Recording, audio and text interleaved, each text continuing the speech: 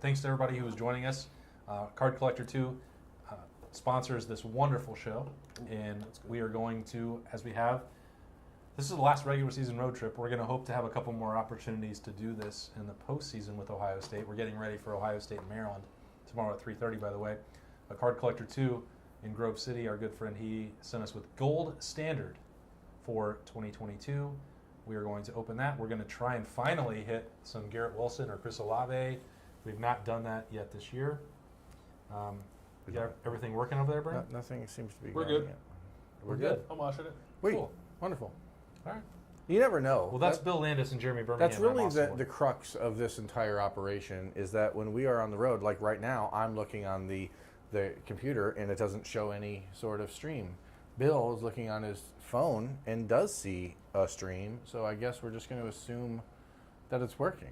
I'm looking at myself, looking at my phone. It's real trippy. Meta. But Super meta. it seems to be, happening. Okay. Well, then let's get into it. I'm going to quick check in with the old wife and make sure that she's hearing it on her end back home in good old Lambertville, and we're just gonna ride from there. We got some comments going. Okay, so why did it take us so long? Why am I not seeing this stuff? I don't know. It's a different question. Bill drove today, Mm-hmm. and the conditions were not great. They were worse than expected. Or were they exactly as someone told you they would be? They were more in line with what Byrne predicted. I apologize for not believing your weather projection. We had some squalls coming through Pennsylvania. I don't remember ever seeing a snow squall warning pop up on anyone's My phone was going crazy. Yeah, it was. We pulled off to use the restroom at a Walmart, and there was no snow on the ground. And in the 10 minutes we were in there, we came out and there was like an inch of snow on the ground. Yeah, why would we stop at a Walmart? Don't worry about that. That's anyone's guess. Are you just going to be distracted the whole time? Yeah, I just don't know what's going on over here, and I feel. But I mean, it seems to be. I'm watching it on my phone. Neat. I apologize. So now that I see that it is going, I'm just gonna let it ride. Okay, now he's ready. And if you've Because not even watched, my wife at home, she's like, it's not on the TV yet. So she's like, what's going on? But I know it's there. I see it. well, yeah, turn the sound off. That's I fine. hear it. That's going to be way too meta. You guys are doing off great, to a though. great start. We're totally crushing it again. So if you haven't watched the Road Breaks before, brought to you by Card Collector 2, he has sent us with a sweet box, gold standard. We're going to try and hit some Buckeyes in this. We have 7 cards in here, I believe. Yes, 7 cards. Normally we've been having 5, and we do a question for each card. We'll get some bonus ones in, and we'll try not to take everyone's night up if you're joining us, because we're starting at 9:50 p.m., about 2.5 or 3 hours later than we normally would. So let's just get the first question out while I open the box. Mother Nature. How spicy do we want to go with the first question? Let's dive right What was into the it. question? Also, should I read the person's name if it's a bit suggestive? How suggestive? It's Fairly suggestive. If it's not profane. Listen, I if they think- put their name on it, they own it. See, you read that name there, and you tell me if I should read that out Oh, loud. the name is no. Let's just say C. C. Rice. Rice. See Rice. You're doing great, We C. see- Rice. we got to the bottom of We that see one. you. What did Mike Loxley do to piss off Ryan Day? To piss off Ryan Day. Oh, I thought we were. Oh, Okay. and I guess. And also Austin Ward. Yeah. So many of you have asked why I'm so critical of Mike Loxley. No. This isn't critical. You're The not worst hire critical in of- Big Ten history, bar none. Mike Loxley. Do you remember that Tim Beckman was hired by Yep. Illinois? Mike Loxley I is the remember. most inexplicable hire in Big Ten history. You can't convince me otherwise. My history with the Maryland coach goes back to his illustrious tenure at New Mexico, where he went 2-26 in 2+ seasons. I was dealing with him as a younger reporter at Mountain West Media Days. I found him to be insanely arrogant for someone who had not accomplished anything at a school that the previous coach, Rocky Long, had gone to 5 bowl games in 11 years. They have great support at New Mexico. It made no sense why they would fall completely off the map. The man punched an assistant coach. He was sued for sexual harassment by a staffer.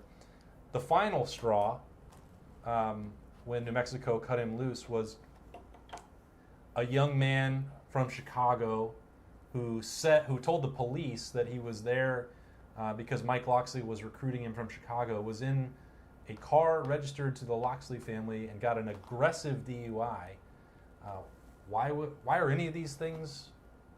I can't make them up. Why are all of them true? I don't know. This belief that someone can go to the Nick Saban finishing school and all of that stuff disappears from their past and they're ready to go out, I don't buy it personally. He continued to do some things like, whatever. It's a wild, wild west, as Berm can say in recruiting now. Mm-hmm. But he's pushed the envelope long before that was legal. I don't have any problem saying that.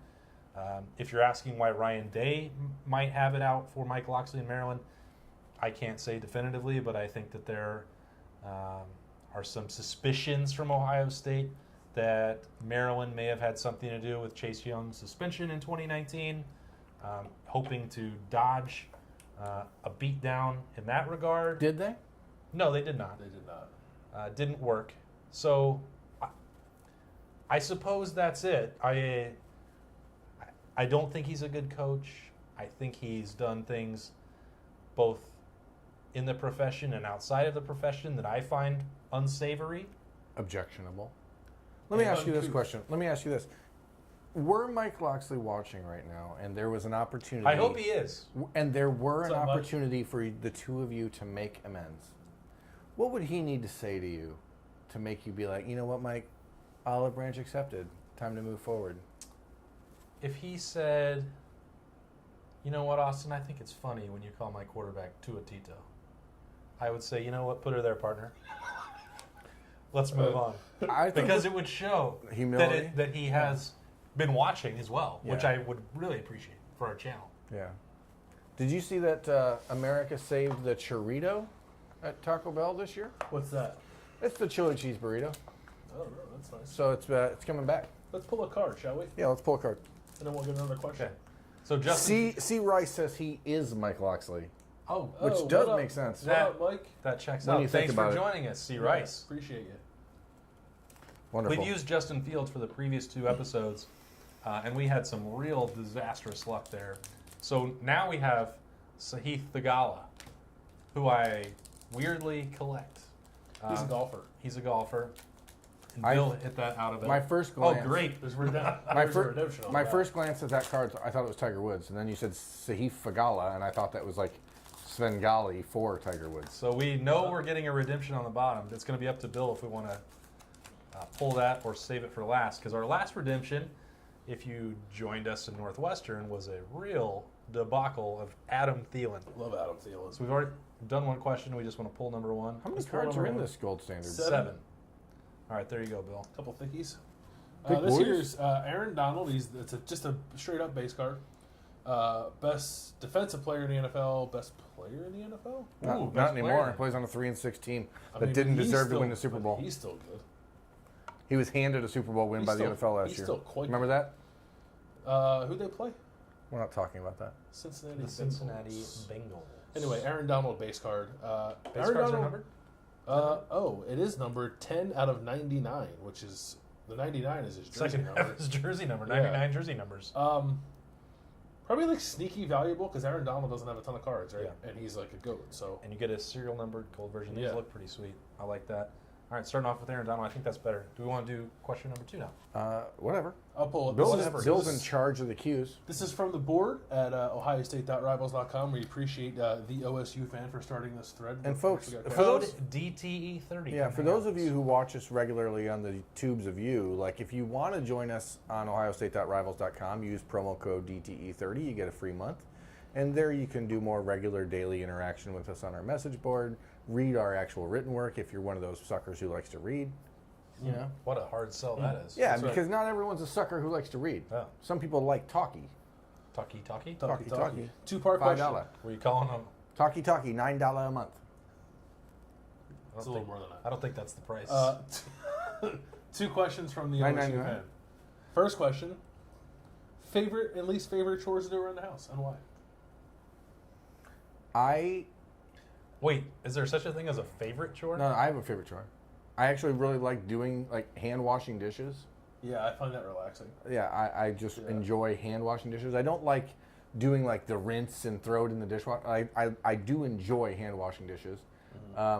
My least favorite thing is just cleaning the bathroom. Like anything else, I'm pretty much fine with. I don't always do it. My wife has to like nag me occasionally because I'm not home very often. When I get home, I just want to like not do anything. But I do enjoy hand washing dishes. Yeah, I think that's probably also my favorite. My least favorite is mowing the lawn. I love mowing the lawn. I do not like it. I'm a big guy. I get sweaty out there. I don't like it. We bought a riding mower last summer, and If I had one of those, and it was I'd be into it was an that's a different. it was an absolute epiphany. That's not a Hey, chore. you crack a That's beer called a and joyride. no, I don't.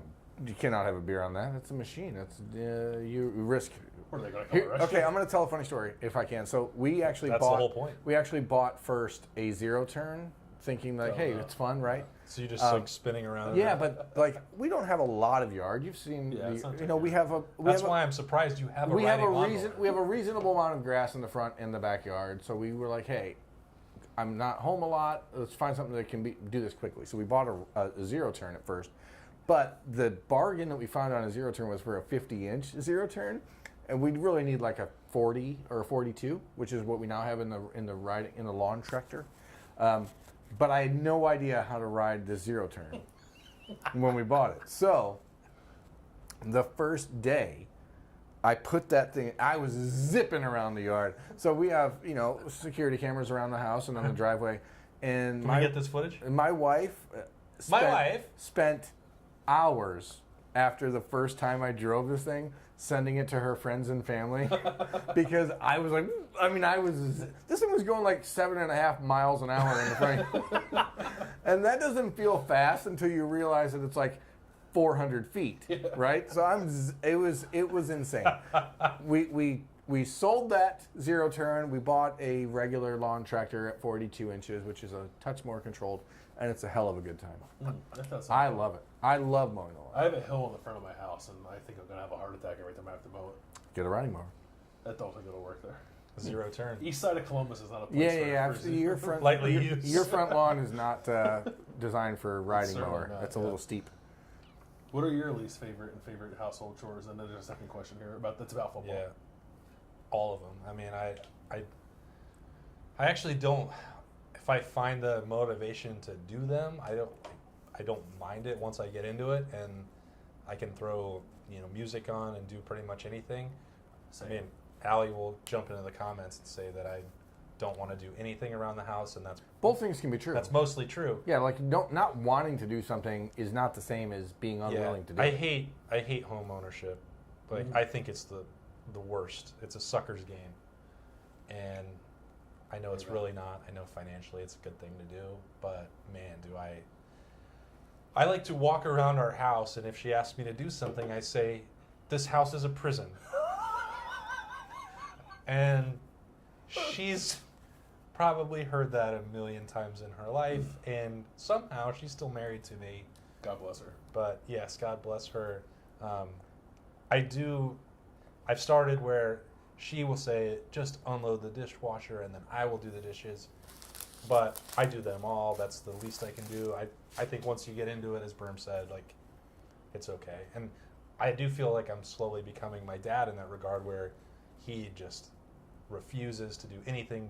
Like, I'm doing hand washing the dishes every single night. Now, I don't do that. I'll let him build up for 4 or 5 days. But my dad is obsessed with doing hand washing the dishes. So. Well, I can't get through 4 or 5 days. So Angie will just do them, and then she'll silently hate me for a day. Yeah. But that's all right. Yeah. Are you guys like, I can't do anything, like literally anything, without listening to music.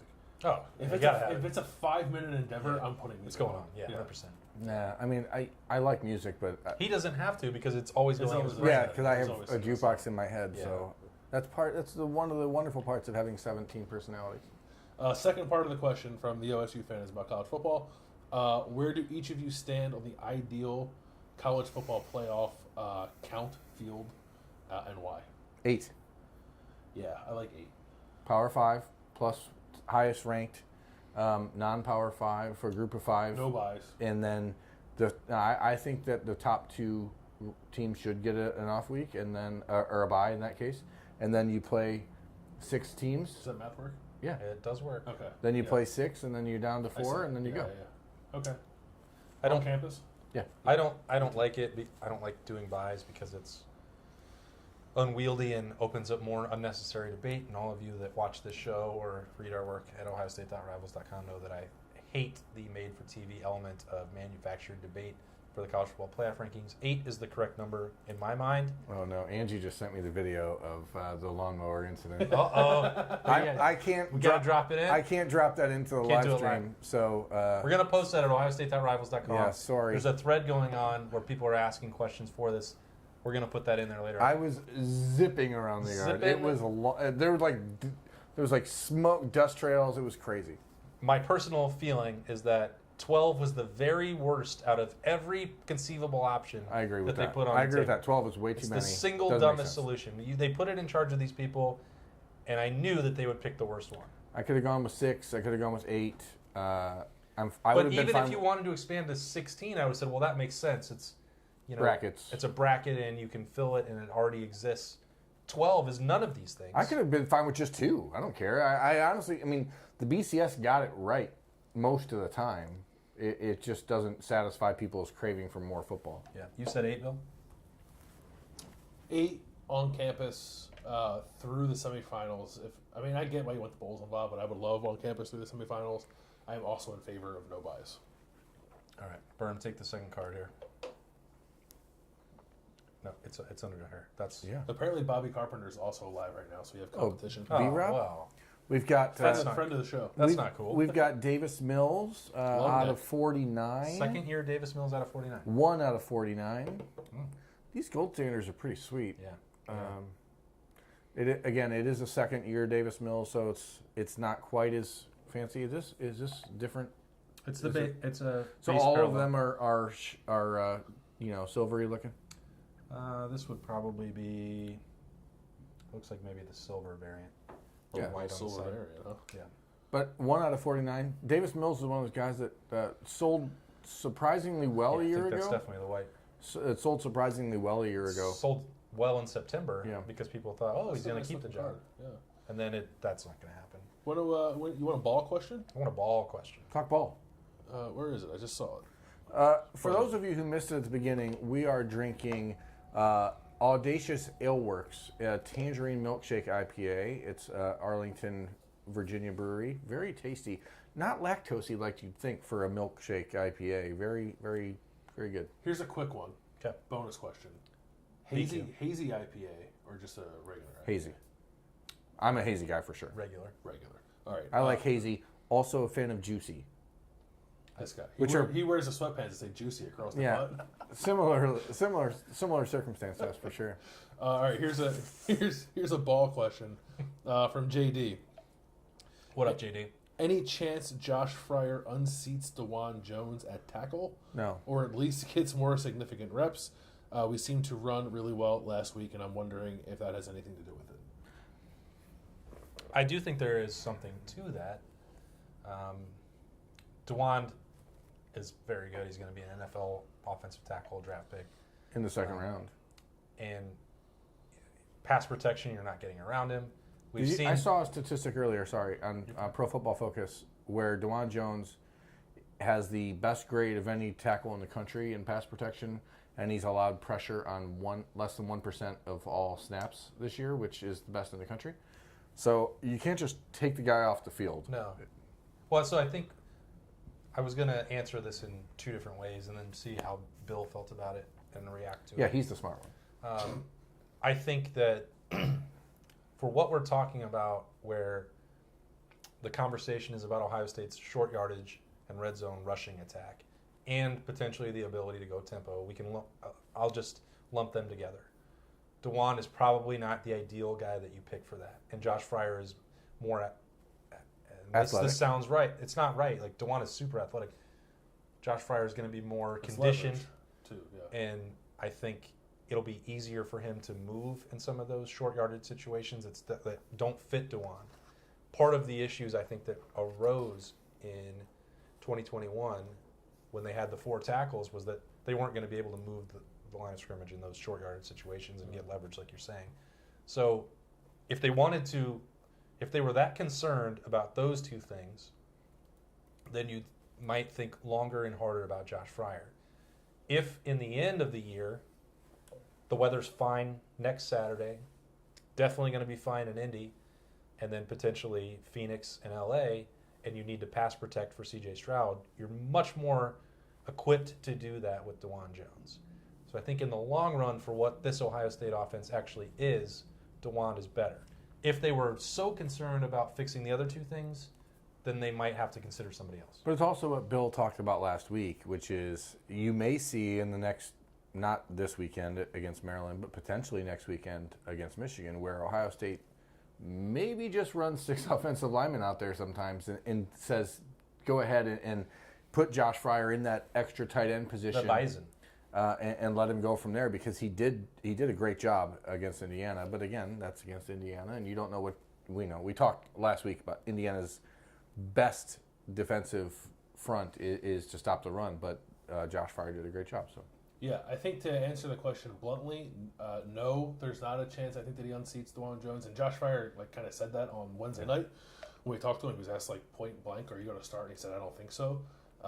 So I wouldn't expect that, but I think you're on to something, Austin. Depends on what the situation calls for. I think by and large, you play to your strengths. Ohio State's strength is throwing the football, and I think DeJuan Jones is.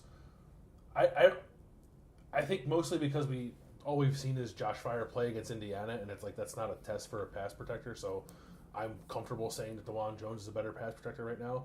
I know he struggled with speed rush stuff last year, but I think he's got better at that. So I'd probably rather have him out there too. I wouldn't be opposed to the idea of rotating Josh Fryer in at guard or tackle. just not every run play. Yeah, don't show your hand that way. Well, and that's part of the issue with their short yardage run game is that Everyone when knows Josh it's coming. Fryer's in the game, they're running the ball. So I as much as I'm all about naming a package after a bison and then getting big and running the football. I think they're not doing themselves any favors by showing their hand. It's a really great. It's a really great position. It's a pretty package great. name. It's a pretty great name. But just some play action. I tried to ask him that. I asked him that on Wednesday night. I said, "How are the hands?" And he said, "They're pretty good." He's a basketball player now. He's a good athlete. So they think they could throw him a ball if they wanted to. Austin's well aware of the fact. Bill, we weren't working together at the time, but I am founding member of the Josh Fryer fan club. So Yes, I'm also a fan. I'm excited for what he's going to do as this year finishes and next year gets underway. Yeah, I think what we saw last week was more of a preview of what's to come next year than it is what could possibly happen down the road this year. Faux show. But he's a good player. Next. I think we're starting to get into the hits. There's supposed to be 5 of them in Gold Standard. Shout out to Card Collector 2. This says, Bill. 5 hits, 7 cards. Yeah. AJB. AJ Brown, go Birds. So we could be talking the Go We're talking Birds AJ situation. Brown, go Yeah. Birds. What's that logo? Oh, it looks like an Eagles Looks logo. like a Birds logo. I'm getting. Ryan has taught me well. I'm starting to figure out the coding here. Is there an auto on that? It's an AJ Brown, just a nice a patch. Gold Just a Rush. badge. That's a Birds patch to $2.99. Just gonna get it and stick that in my pocket. Yeah. Hey, careful. Don't do that. People get mad. $2.99. Nice looking card. One color patch. Going to be tough to imagine that card goes home with somebody other than Bill Landis. Not game worn, Not from any specific event. but a nice card nonetheless. Gold Rush AJB. Okay. That's pretty nice. Okay, let's get to this question. There's a lot of cues coming in on the YT. I'm going to pull this question from the board, and then we'll go back to YouTube. A lot of the YouTube questions are football related, and we will try our best to answer them, but this is not a football heavy show because, well, we have beer. Well, We could talk ball. Here's a football question. That was a pretty deep offensive This line is a comment. question from Rhombus09 on the board. Oh. What up, Rhombus? That's one of my favorite shapes. The worst. Here's the scenario. Great shape. It's great shape. Here's the scenario. The worst happens, and Ohio State football takes a downturn under Ryan Day. Okay. Pure hypothetical. Pure hypo. Just for fun. You're in charge of the next hire. I like the way he couched this. Who is your Jeff Saturday? Okay. Former or current OSU player that would make a great coach. Okay, but is this like the downturn happens next week or 5 years from now? Because those things that has to matter. It is a matter of degrees. Why don't you give an answer for each? Next week it'd be Luke Fickell for me. I don't think there's really much doubt there, but 5 years from now it'd probably be Marcus Freeman. Interesting. You have that much faith I do. that it will work for Marcus? I do. I think that he will. I don't mean that to be skeptical. No, he will inspire I'm a people. pretty big Marcus Freeman guy. He's a guy who connects with people extremely well. He's young. He's very energetic. He understands recruiting. He understands marketing. Like, I think Marcus Freeman is going to be a star.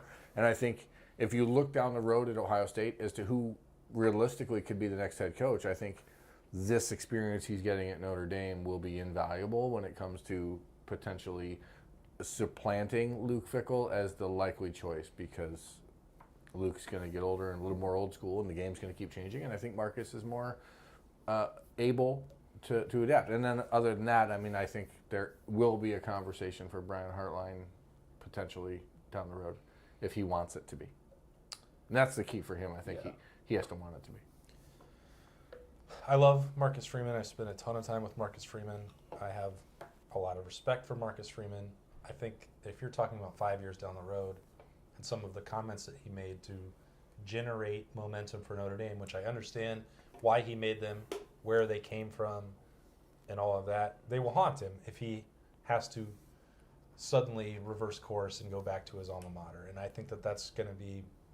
That may make it more difficult. I don't know that he thought that part through, but at that time he's doing whatever he could to get one of the best jobs in college football and to push Notre Dame and to get recruits on board. So he couldn't have done that thinking, well, how will this impact me if 5 years down the road I have a chance to get the Ohio State job? But they won't disappear because the internet exists. And I think that, unfortunately for him, that probably is going to preclude him from returning to Columbus. I don't mean to interrupt again, Okay. but this is what I do when I'm drinking beer. I don't think that's true. Jim Harbaugh absolutely obliterated Michigan 10 years ago and mocked their entire Michigan man ethos. And then... Yeah, but he should have been fired 2 years ago and it really wasn't working. He got saved by COVID, but now, I mean, they still went back to him and realized that he was what they had to have to try to bring the program out of the doldrums they were in. If Ohio State gets to that point, which they never have been in the history of Ohio State football, they've never had, the worst era of Ohio State football was the Earl Bruce era, essentially, and it was still pretty good by everyone else's standards. So I don't think that happens one way or the other. Ohio State's been somewhat recession-proof as a program for 100 years. They have been. They've really not had a bad year. Well, one. Well, yeah, but sanction-driven, and then the last. Well, 2000 was pretty terrible. The last year of John Cooper, 99 was not great. But 2000 they still won 9 games, didn't they? No, 2000 they won 6 games, I believe. Did they? Maybe 7. The last year of the Cooper era was embarrassing, and that's what led to Jim Tressel. And then Tressel came in, and they won. They went, I think, 8 games in Tressel. How many times when's the last time excluding 2011 they were under 500? 100 years ago. It was 100 years ago, Yeah, okay. But 2000... That's the other reason that somebody should have taken the bowl ban that year. They could have protected that record and also won a national championship in 2012. Sure would have. 2000 was a really rough year. The culture of the program was deteriorating. It wasn't even about the wins-loss. It was about, they had receivers on the team who had a 0.0 GPA that were, kicked out of bowl games, and that changes things. But they are generally recession-proof. Bill, you're not an Ohio State historian, but No. who have you? What would your pick be? I mean, in the immediate, it'd be Fickell, and probably even long term, probably still be Fickell. To be honest, I don't I understand Marcus Freeman. I just think he's way too young for me to have a strong opinion on it. I don't know him very well, so maybe I'd feel differently if I did. Excuse me. I find Brian Hartline interesting. But I think Birmingham make a good point. Does he want to do that? I'm not sure. And then beyond that, there's no obvious one. There are some younger guys who are in coaching, but I don't want to project Ashton Yabodi is going to be a coach someday. What a heck of a callback. Yeah, there's a list of Kenny Guyton. Kenny Guyton. I mean, Kenny Guyton, he's done a nice job out there. You know who's in coaching now? I don't know if he wants to do it long term. Is JT Barrett. He's on the staff. Well, I mean, there are guys. Obviously, Eddie George is coaching. Tennessee State. You know, Mike Vrabel obviously is one that I think it doesn't really get talked about much because he seems so content in the NFL. I But just assume he wouldn't want to come back to it. I'm fortunate to have The gotten way the NFL works, like, who knows if... Yeah. I'm fortunate to have gotten to know Mike fairly well, like when he was in Columbus and through some other connections that we had with him family-wise, but like I don't think he'd want to come back to college football. I mean, Jeff Saturday is a unique situation. That's a guy who's never coached and was working for ESPN, and Jim Irsay decided to hire him because he wants to choke away the season, the draft season. Catch that L against the Eagles this But week, then they go out and win. Sure will. Didn't work in week 1. Let's get through the card. Okay, this Bill. show's going long, and sorry. Boop, boop, boop. Sorry. Next card. Let me kind of sneak it out of here from the bottom. Duncan Motz asked if I found the soup, and I didn't find the soup. It's from the Washington Commanders. It is a rookie card as a Brian Robinson Jr. patch, numbered to $3.99. The streak continues of seeing Brian Robinson. One Strange. color This patch has a patch. weird hole in it, but it Guy seems with to a be first down machine against the Eagles last week. All right, here's a question. This is just made a gunshot joke about Brian Robinson. I was going to glance over it. We're in the VA. Yeah, that's true. Holla back. This is going to put you all on the spot a little bit. Yep. Oh, okay. Let's get there. What's your favorite movie quote? Clay Aiken. Can't talk about it. No, honestly, like we can't. You can't say it? No, I mean, I don't have a favorite Censored. movie quote. I don't have a favorite movie quote, number one. But if I did, it wouldn't be able to be said on live YouTube, where we are still trying to monetize the channel. Your favorite one? How Is profanity laced? Probably, What do but you mean probably? You don't know what it is. no, I really don't. I have so many. I would imagine my favorite all-time movie quote comes from Tombstone, and it's pretty much anything Doc Holliday said in I'm that your entire Huckleberry. movie. But "I'm Your Huckleberry" is probably the best quote, the best single line like that I can recall in movie history. It was absolutely perfect. I quote Pop Star on a daily basis. I think that it is the greatest comedy. That's This- Pop Star, Never Stop, Never Stop It, featuring Andy Samberg. The greatest Starring Andy Samberg, of course. and The Lonely Island. The greatest movie, greatest comedy of this generation or any other generation. Yeah. It's a good one. The America, quote I gave if you haven't seen Pop Star, you're ruining everyone's time here. Stop watching this. Start watching that. That's not good advice. What's yours? Can you find it on two screens? My favorite movie quote. I gotta get a glimpse of these warlocks. I don't know what that's from, but I love It's from it. Superbad. I think I've only seen that once, but What? Yeah, it's not one of those I dove into. You've never seen The Big Lebowski, Yeah, but I would. which still is a understand- quote factory. I still hear all the quotes and understand Yeah. where they're coming from. Now that she can jog comfortably, she's in the best shape of her life. Next card. All right, firm. Grab this. It's an autograph. It is an autograph. Neat. And it is from the VA. DE. The DMV, I should Is that say. a Chase? That's Dexter. an old school. 'Cause Oh it's a boy, Redskins logo. Dexter Manley. Boy, oh boy. Is that an offensive line? Offensive lineman coming out. Two. This of, is the no. Bill he's a Landis box. Dexter Manley's a defensive Oh, he was? lineman. Oh, sorry. Never mind, take that back. 72, take it back. Dexter Manley auto. It does have the old school logo on it. No, you're not allowed to say. Look at this You can auto. His auto looks like a wave file, essentially. It looks, It's out of 99, Golden Age auto. and it's cool. I think this redemption's So- gonna be a banger. The other day, It's a cool card. I Card Collector 2 gave me Boy, a oh boy. box of cards to open with Liberty, and I'm trying to get her into it. And, well, not trying to. She's all on board. And she saw the auto, and she said, "What is this scribble scrabble?" no Eric. And that's what Eric Dexter Nar Manley- just correctly identified the best quote from Tombstone, which is again like the Big Lebowski, an absolute like banger. Just I have not begun to defile. it is the greatest quote from that movie because anything Doc Holliday says is great, but he's just blitzed out of his mind and he says, "I've not yet begun to defile myself," and it is a tremendous quote I've never heard you quote Tombstone once. because you are not sophisticated enough to get it. You only think about things on pop star level. That is true. Someone asked me if I use beard oil. I don't. I do use Beard Balm though. B-Bomb. And I don't know the name of the brand, but mostly I go to Nico's barbershop in German Village, and he keeps Skin that smoke wagon. Keeps it looking See, crispy. Rice also. I mean, if you're not watching Tombstone and just like absorbing the Doc Holliday-ness of it all, then you're doing it wrong. Okay. We need a question. Yeah. You I called just had down one. Oh, here's you one. called on the Thunder, and now you've got it. What This is an incredible from Tatum17 on the board at Ohio Tatum? State. What's up? Tatum. What up, Tatum? At OhioState.Rivals.com. Well, there was an initial question about how Byrne became an Ohio State fan, which I guess he can answer. But then also the question for me and Austin was, you guys weren't born Buckeye fans. If we moved on to cover another team, would we be fans of Ohio State?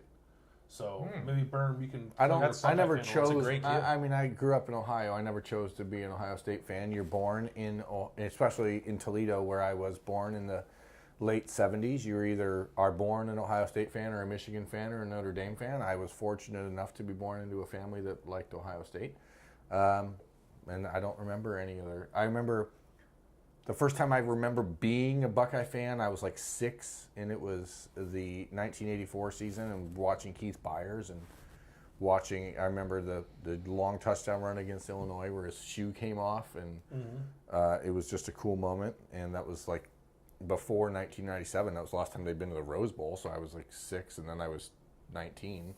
But that was pretty much it. I mean, then the 80s were sort of a blur. I wasn't like really into watching every minute of every game as a 10-year-old, 11-year-old, but then the 90s came and ruined me pretty much, and still haunt me to this day, which is why Messed with this psyche for sure. which is why we get into this. Gotta get into it for the next 7 days. We get into this next week, and I will be an absolute mess.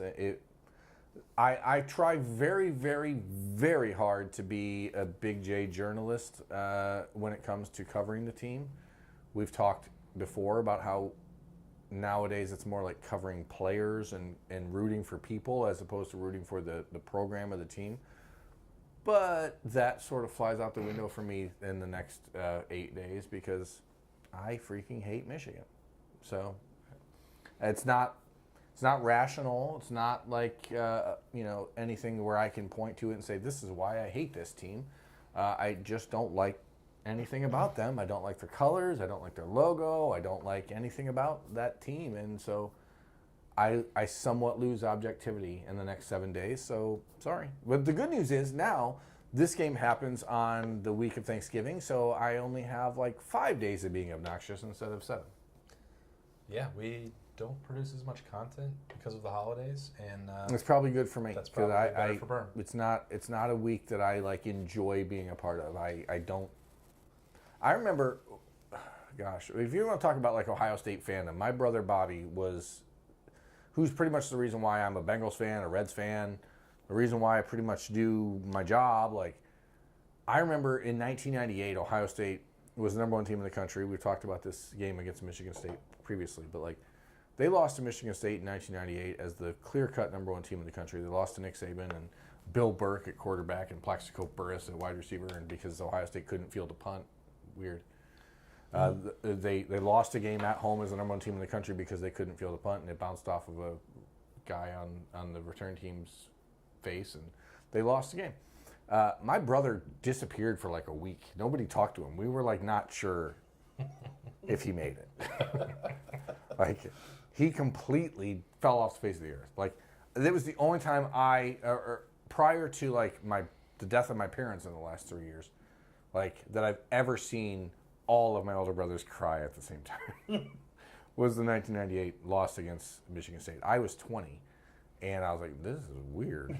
But like, then you get it. So I mean, it was a difficult time and different time. The 90s were a nightmare because Ohio State should have won 5 national championships in the 1990s and didn't win a single one because they couldn't beat Michigan.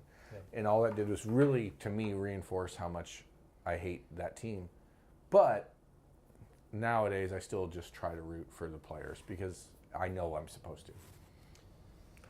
I can't honestly imagine anymore. It used to be a lot easier for me early in my career. I'd be like, I think I'm sort of like coaches. I should move on every couple of years. And enhance my skills and find some other beat to cover. I've now been on this one for 11 seasons, and I love Columbus so much, and I'm raising my family there, and I have crew season tickets, and I've been a diehard Blue Jackets fan, and deep into the brewery scene. I don't want to move anywhere else, work another job, and I cover one of the most prestigious beats in all of sports. I'm blessed. I love it. I don't want to do that. So it's hard for me to answer that question because I had an opportunity where when the ESPN layoffs happened and I could have covered other teams in the Big Ten, I had job offers to do so and talked about that with my wife. And it was like, I'd rather just see what transpires here. Things did work out. Berm was a big part of that for me, and making sure that I didn't have to do that. But I left some money on the table to do so because I love Columbus and I love covering Ohio State.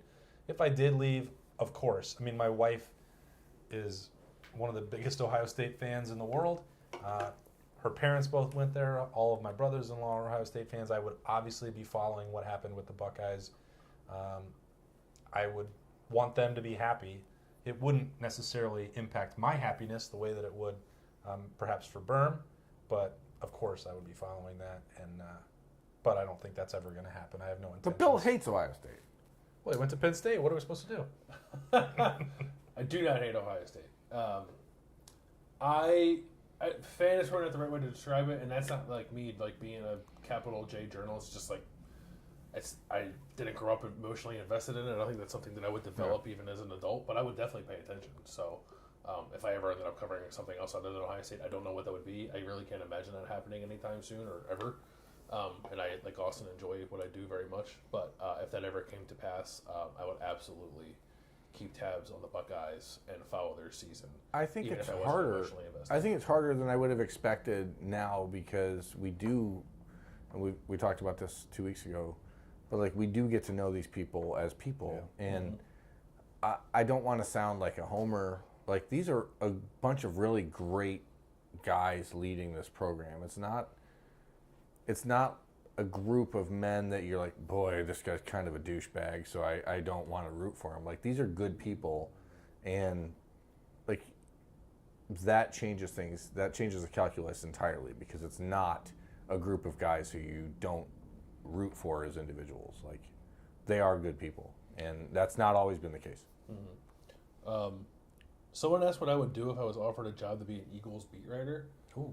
I don't think I would take it. I like being an Eagles fan. You're flying too close to the sun. Yeah, like I just don't. I enjoy being an irrational Eagles fan, and I wouldn't want to have to shut that off. Mm-hmm. No, like I don't know. Tell me how much money they're offering me. Maybe it's a different conversation. See, like, but like just like the base level idea, like I don't think I take it.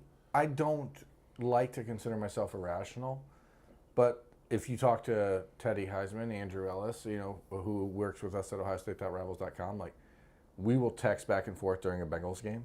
And I know I'm that guy. Like, I am brutal to the Bengals every single week. Yeah. I think that's a misconception about, like, coverage. Like, I'm brutal on the Bengals. I find the most terrible things to say about them every single week. I could never cover them because I would just want to obliterate them. But then, I see, like, the Notre Dame game this year when 87 former Buckeyes were there. I spent a lot of time talking to Sam Hubbard and Joe Burrow on the sideline that day, and I'm like, I loved being able to come up to them as a Bengals fan and say thank you for like saving this franchise because those guys essentially changed the entire, direction of the franchise. So it's weird. I like being a fan, but I don't like hating the team that I like. I peeked over there and saw that somebody wanted to know where in Wyoming I was from. I grew up in Casper. I went to Kelly Walsh. Go Trojans. And, But what was your high school's nickname? Oh, I went to the Roman Catholic High School for boys in Philadelphia, Pennsylvania. We were called the Cahillites because the school was founded by Thomas Cahill.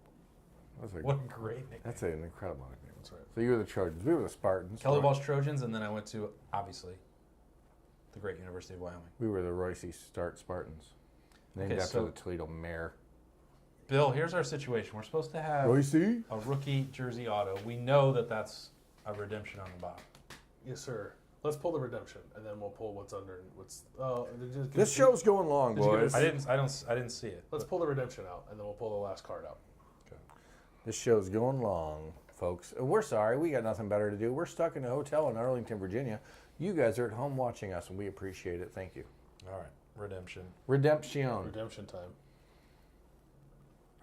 The redemption just Gold makes standard. me so mad. Rookie. All right, our rookie jersey auto. Great. Maybe we should have saved it. Ooh, who's a redemption? You think? Kenny P? Kenny Pickett? Oh, Gold standard rookie jersey auto is a redemption. Trayvon Walker, the number one overall pick. in the overall draft. pick. well, that one doesn't suck.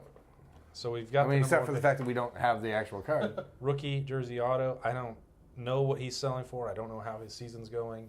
But if you're gonna, I know how Trevor Lawrence's season's going. It's not great. Well, yeah, I don't know how he's playing. I mean, you get the number one pick in the draft, a redemption, a That's- rookie yeah. auto jersey patch, and you. that's the best thing that we've done for Ugh. sure out of the box. It but feels we get a disappointing. card. Tell us Not a again quarterback. about what happens with redemptions. Yeah, so Panini, again, they're facing lawsuits and challenges about this. We have to scratch off this code. They made this card, but they didn't actually get it autographed the way they did for Dexter Manley.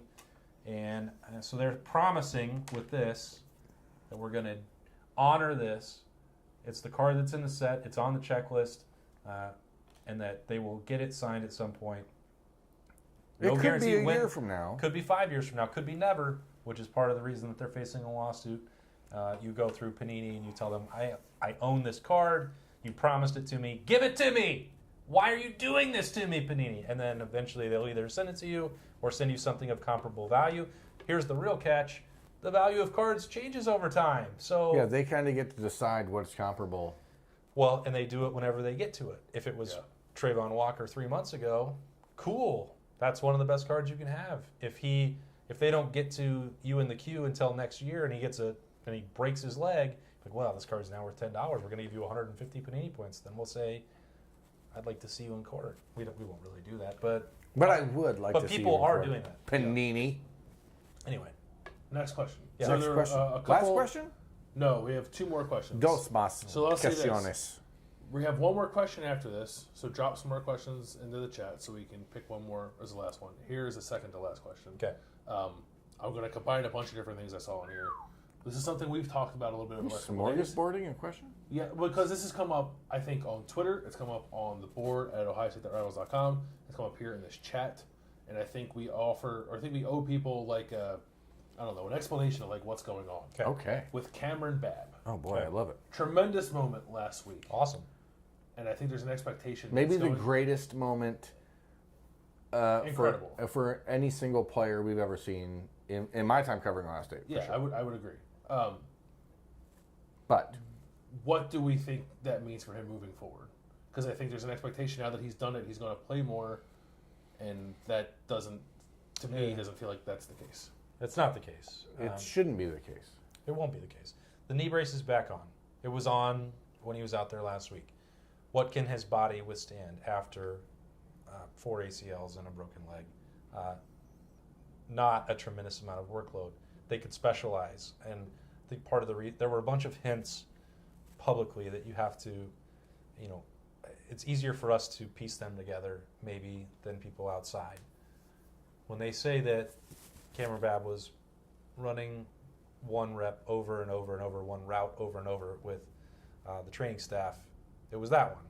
And it was so that he could do it and execute it in a game.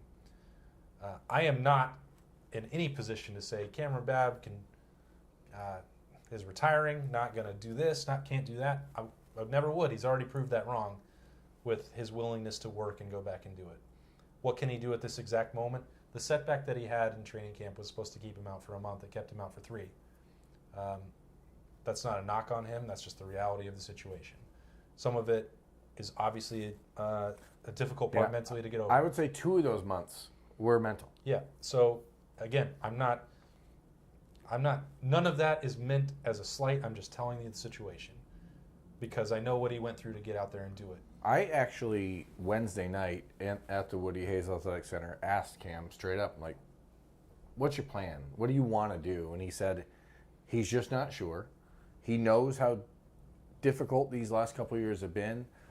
He understands how incredible last Saturday was, but he also realizes that it was a moment, not necessarily a launch pad. It was not a situation where he feels like, I'm now going to be able to go ahead and do this. I can play another year. Or I can transfer somewhere else. He wants to see how he feels, and I believe him when he says it. It's not lip service. He said simply, I wake up every day and see how I feel.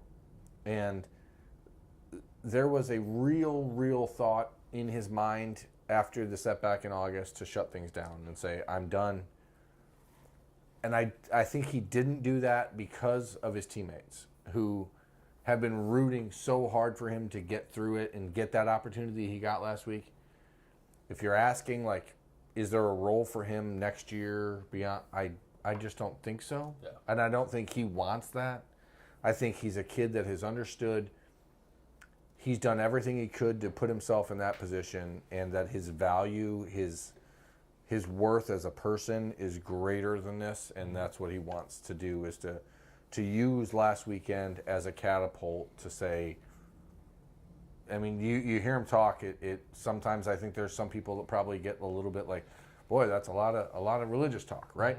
But that's not lip service. It's not him making stuff up. That's who he is. And I think he feels like an opportunity, but also an obligation to go out and share that joy that he has with other people. And I don't think that means it's on the football field. Yeah, Bill, you and I were both asked about this more directly, and it was that, well, now that Cameron Babb has shown this, like, some of these people that asked the question, well, we feel like Emeka Egbuka and Julian Fleming have struggled the last couple of weeks. Yeah. Could he, help supplement the rotation? That is not in the cards. When I say I don't know what is coming down the pike next year, 2 weeks from now, I really don't. But I do know what Cam Babb could withstand physically at the moment, and it's not more than a couple reps. That's also discounting really high level work that Julian Fleming and Emeka Egbuka are doing. So I know that wasn't the specific question you asked there, but we did get that earlier in the week. Like, there's nothing wrong with Julian Fleming or Emeka Egbuka just because they've had 3 drops in the last 2 weeks. All of their drops are in the last 2 weeks. So that's not what you want to see, but it's also not a season-long trend. And I think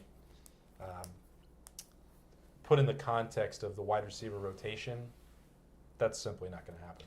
Yeah, I think it's awesome. Like, if you're rooting for Cam Babb and want to see him more, because I think we all do too. It's just that, like, the reality of the situation is that 3 months and honestly like 5 years of work went into executing that one play, that specific route in that moment in a game like that, for that moment to happen. I just don't know that he's physically able to do anything more than that. And I don't think he's mentally wanting to. Yeah. I think that was the culmination of everything he's worked for, and it was just to prove to himself that he could do it.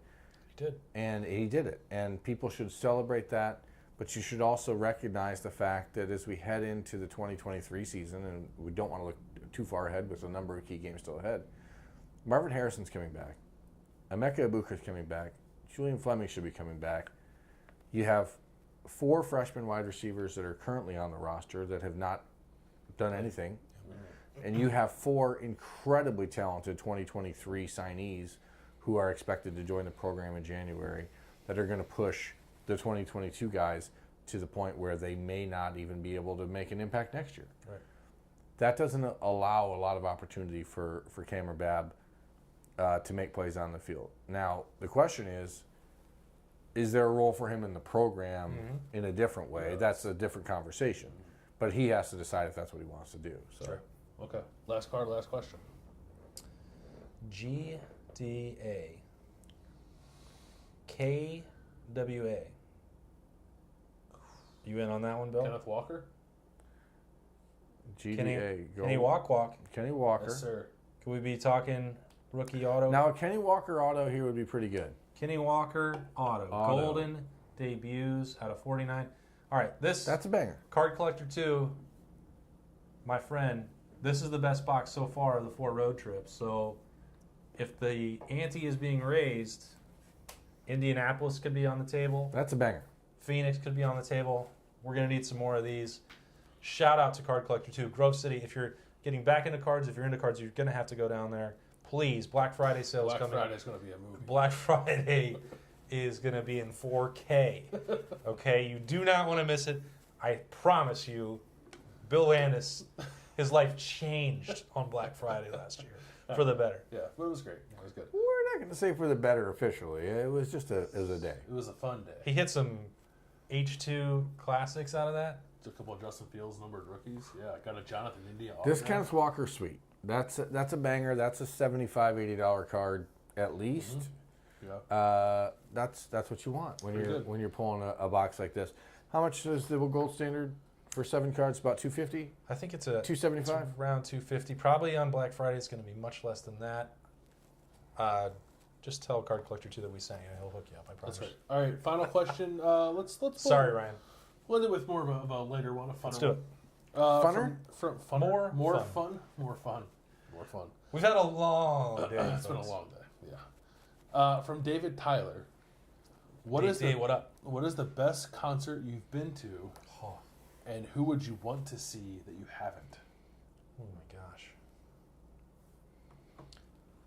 Best concert ever. That is so hard to answer. Mine is like, I don't know if this is actually the best concert I've been to. This was the first concert. Bell Biv DeVoe. Bell Biv DeVoe. Yeah. Clay They, Aiken. they sang Poison 12 Bill times. loves Motown Philly. Yeah. That's Boyz II Men. They're all the same. Leave. Get Get out of Motown here. Philly, Bell Biv DeVoe, Well, go ahead, insult me a little more. take him out. Another Bad Creation, DVD. They're all the same. They're Motown not. Philly, back again. They're certainly not all the same. Yeah, they're all the same.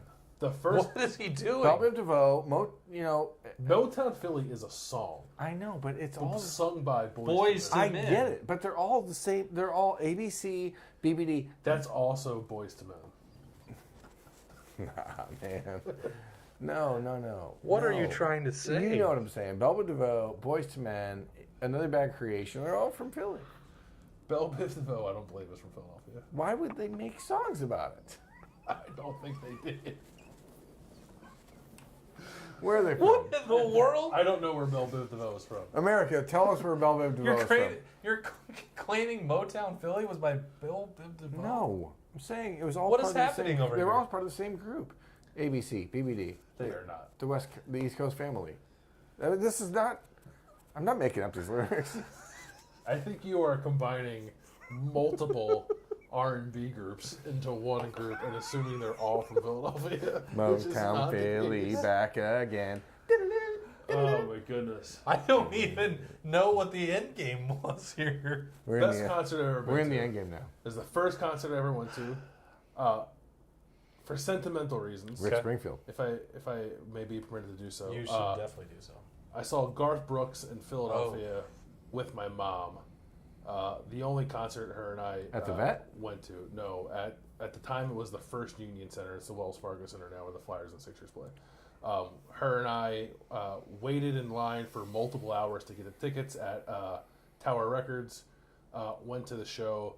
That is the reason I, as a boy from Philadelphia who has no reason to like country music, likes country music, because that was the first concert I went to with my mom. Wow. And yeah, so that is a very sentimental thing for me. That's awesome. Awesome. I love that one. I also do have a weird thought on Garth Brooks and people's affiliation with him in country music, which I'll talk to you guys about once we hang up this show. because Sure. There is it's a weird Yeah, I weird love thing that. I say. Can't wait to Oh hear it. yeah, because He was in Bell Biv DeVoe.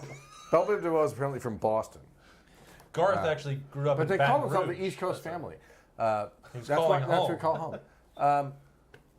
You know, my favorite band of all time was Pearl Jam.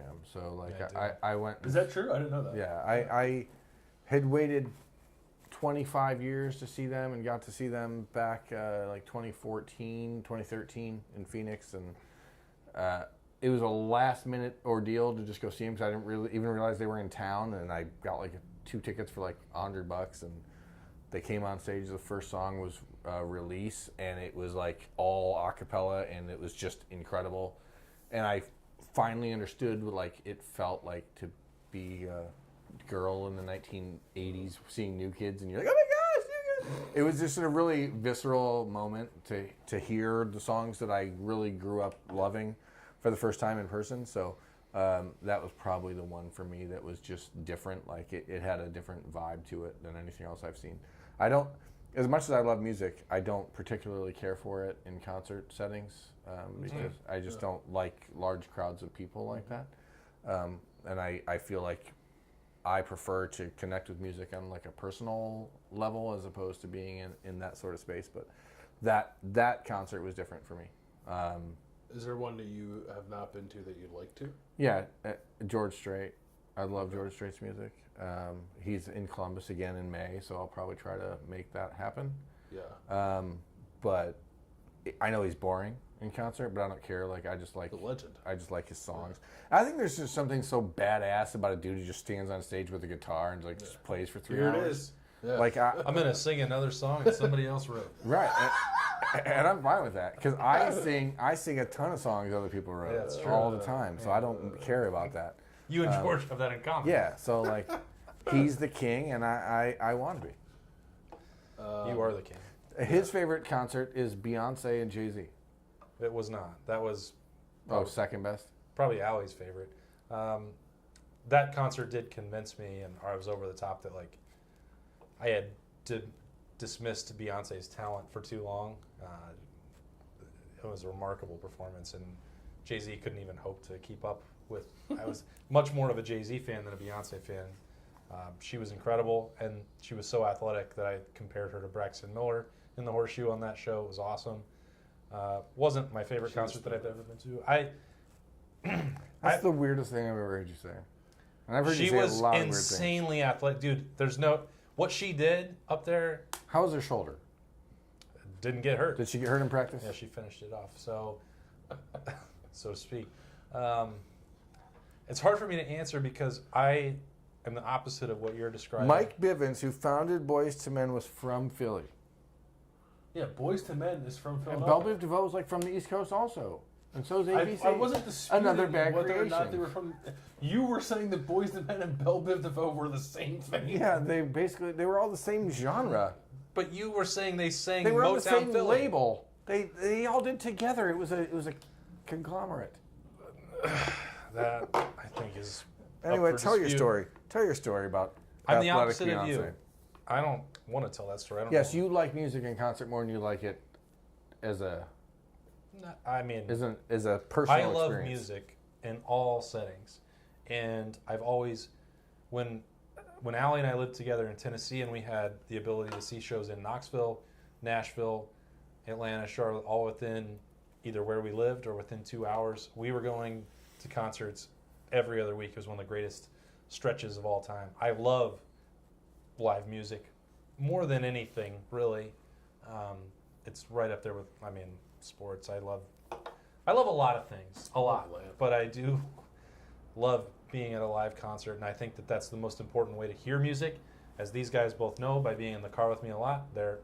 Most of what I want to download and listen to is somebody playing their authentic music live and not the recorded versions.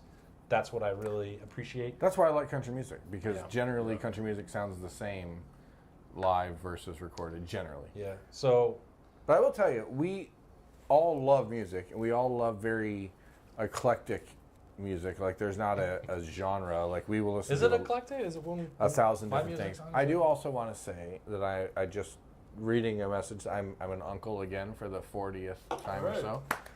So to my sister Julie, congratulations on like your new baby boy about 11 minutes ago. Baby boy. 11 minutes Oh, ago. that's fresh news. So Wow. hey, That's hot. congrats. We're Congrats to you. like Cheers. like the 40th time. Is there someone else that? There are a lot of Birminghams. It's a lot of berms. Yeah. It's weird when you're around the rest of his family. Like you're not supposed to call him Berm because they all like, I'm Berm, I'm Berm, I'm Berm. Who do you call them? I call him Berm. You gotta understand. So But if they There are need clarification, I call him Jeremy. there are 11 children in my family. There are 11 children in my family. 8 of us have the same initials. 8 of us have JDB as our initials. Oh, even nice. Yeah. My dad was obviously like complete narcissist. It's like George Foreman. Yeah. Named all his kids George. So 8 of us have the same initials. So my brothers all were like JB, JDB growing up, but then like somehow Berm stuck with me, and my older brothers have always been upset about it. Yeah, if I was your older brother, I'd be very upset about that. I'm like, you guys didn't. Claimed it. I'm like, you guys didn't even claim that bitch on Twitter. Hey, when we get into the profanity, it's time to shut it down. Also, the best show of all time, Lonely Island, their first concert in San Francisco. Me and Allie, we vowed that we would go do it, and yeah, we've since seen them 2 more times. I challenge you to find somebody else who's seen the Lonely Island in concert 3 times. I think Allie and I set the record. AJ Brown over here, shout out to Card Collector 2 for hooking it up again. Hopefully we're going to have some more opportunities on the road so that we can do some road breaks. We're going to try and do it with him if Ohio State can navigate November 26th. This show went long. We're about an hour and a half. So to all of you, We were pent up on the road. all of you, who We were stuck barely with even us- talking in the snow because we wanted to build a focus. Because I thought So- we were going to drive off Yeah. the side of the road. It was not an easy drive. We appreciate you guys watching, hanging out with us on this Friday night. Ohio State and Maryland, 3:30 tomorrow. We'll have the live show from SECU, Whatever the hell it's whatever they're called now. Their stadium, roughly From Maryland is what I'm going to say. about 12:30 or 1 o'clock, and then we'll have snap judgments after the game. And it's going to be cold. It's going to be clear. Should be a fun day for Ohio State. It's going to be a fun day for us, and we're going to watch some football now and enjoy the rest of our night. So, thank you for watching. Thanks for being here. Goodbye.